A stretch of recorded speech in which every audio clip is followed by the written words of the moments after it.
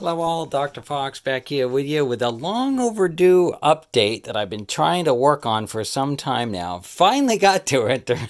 I guess it just got, well, I'm not going to get into the details. But anyway, the old Street Fighter 2 cabinet mod that I've been wanting to work on for some time now. And I'll show you all the details and whatnot. Basically, I assembled all this and we played with it for a while, and I've been wanting to do this. I finally got my Raspberry 4 for those that saw it on Twitter recently. I finally got that up and running. At least Raspberry, and anyway, I'd love to get Windows on it eventually.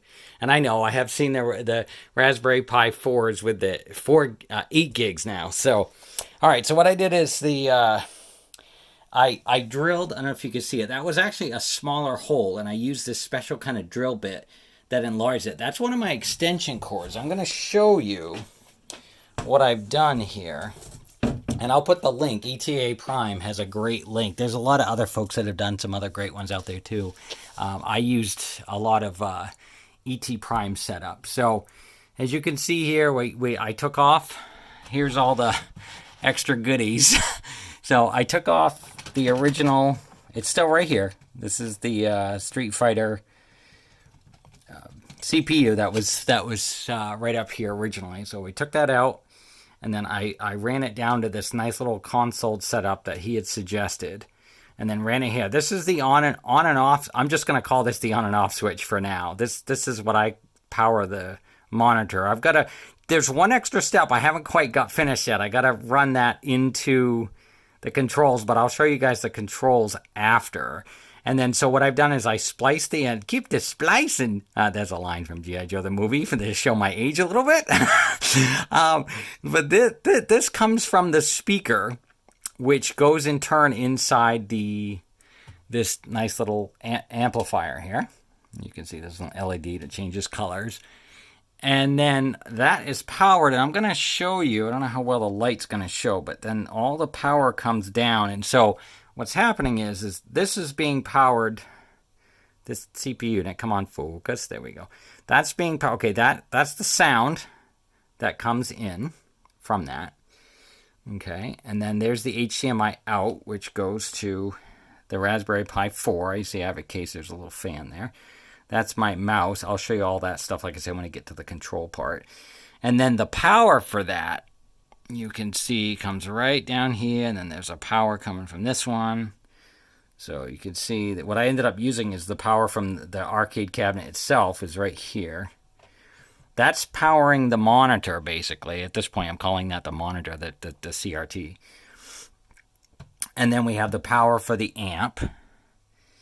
And then I have the power, this littler one here, that's the Pi, and I've got everything sort of cleaned all up in there. I got all the ties and whatnot, and it's all plugged in, if you can see here. And then I've installed Raspberry on this micro SD card in the back there. And then I just have my mouse in there for now. I'll eventually add there. You can see I've got a USB controller for later on, but I just wanted to at least get to this point to make sure at least I've got the monitor working right, and at least I have the Pi to work. And we do have the sound hooked up, like I said, but I still got to hook in.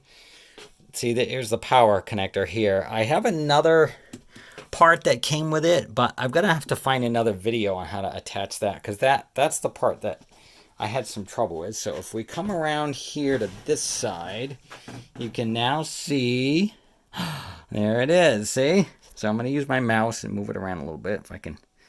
Sorry for the weird, okay, I don't know if you could see the mouse. I'll put it down on you can see it moving right now. I'm just, temporarily I'm using this. This has all been disconnected at the moment. I still haven't been able to get these controls up and working. And there is a nice kit he put out that has LEDs in it. And I did make 2 extra holes. As you can see, is this came out really, really well. It was this side of it that busted. So, but there are actually 2 holes here. I have the print that came with it, and I left the regular one there, so at least it covers the holes up for now until I'm ready to use them, or until I can ever afford to get that nice little button kit, maybe someday. But for now, anyway, I wanted to just get it so I can at least run the the monitor on the Pi. So technically, at this point, it's become sort of my Raspberry Pi monitor, if you will. I can't really lift this up because it's connected to the amp back there. So unless I disconnect the amp, then I can take the controls out. But for now, I just wanted to at least give you guys an update that I took the Street Fighter cabinet, converted it that way, and I've at least got the Raspberry Pi running on it, and at least now I can run a HDMI. Like I could run the Nintendo Switch into that. I could, there's all kinds of options. A full computer, like there's other consoles. There's all kinds of, anyway, the big excitement was I just wanted to be able to get the USB hooked up and the HDMI setup on it hooked up so I can hook in something that's HDMI. So anyway, so I'm going to wrap this up. Once again, this is Dr. Fox. Remember to take 2 mods, and we will call me in the morning, and then we will, see you later.